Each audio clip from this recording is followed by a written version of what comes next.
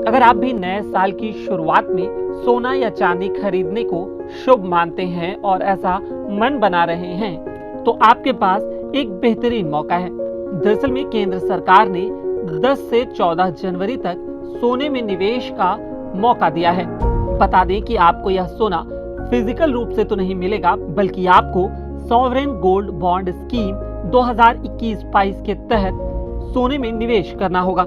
बता दें कि भारत सरकार की सॉवरेन गोल्ड बॉन्ड स्कीम की यह 9वीं सीरीज है। खरीदारी के लिए 5 दिनों तक यानी कि 10 जनवरी से 14 जनवरी तक आपको मौका मिलेगा। आरबीआई यानी कि भारतीय रिजर्व बैंक ने योजना के लिए भाव को 4,786 प्रति ग्राम तय किया है। केंद्र सरकार ने ऑनलाइन आवेदन करने वाले निवेशकों को मूल्य से 50 रुपए प्रति ग्राम कम की छूट देने का भी फैसला लिया है। आवेदन के खिलाफ भुगतान डिजिटल मोड के माध्यम से किया जाता है। इसे खरीदने के लिए सेबी के अधिकृत ब्रोकर को इशू प्राइस का भुगतान करना होता है। बॉन्ड को बेचने के बाद पैसा निवेशक के खाते में जमा हो जाता है। सॉवरेन गोल्ड बॉन्ड में इशू प्राइस पर हर साल 2.50% का निश्चित ब्याज मिलता है। यह राशि प्रत्येक 6 महीने में आपके खाते में पहुंच जाती है।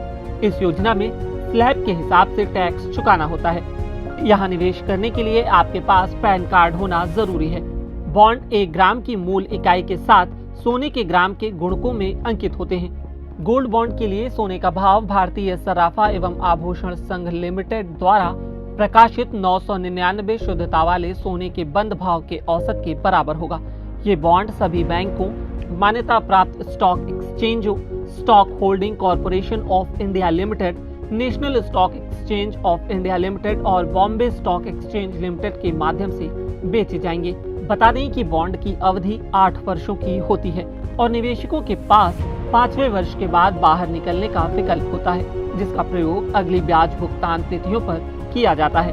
बता दें कि यह योजना साल 2015 में शुरू की गई थी। इससे मार्च 2021 के अंत तक कुल 25,700 करोड़ रुपए जुटाए गए हैं। रिजर्व बैंक ने 2020-21 के दौरान 16,049 करोड़ रुपए की कुल राशि के एसजीबी की 12 श्रृंखलाएं जारी की थी। इस योजना की शुरुआत सोने की भौतिक मांग में कमी लाना और इसकी खरीद में इस्तेमाल होने वाली घरेलू बचत को वित्तीय बजट में स्थानांतरित करने के लिए की गई थी।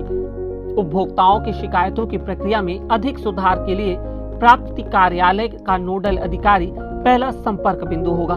केंद्रीय बैंक ने कहा है कि यहाँ प्राप्ति कार्यालय से तात्पर्य बैंकों, stock holding corporation of India limited, निर्धारित डाक कार्यालय और मान्यता प्राप्त शेयर बाजारों से है। अगर मुद्दे का समाधान नहीं होता है तो आरओ में प्रचार ढांचे के जरिए उपभोक्ताओं की शिकायत का निपटान किया जाएगा।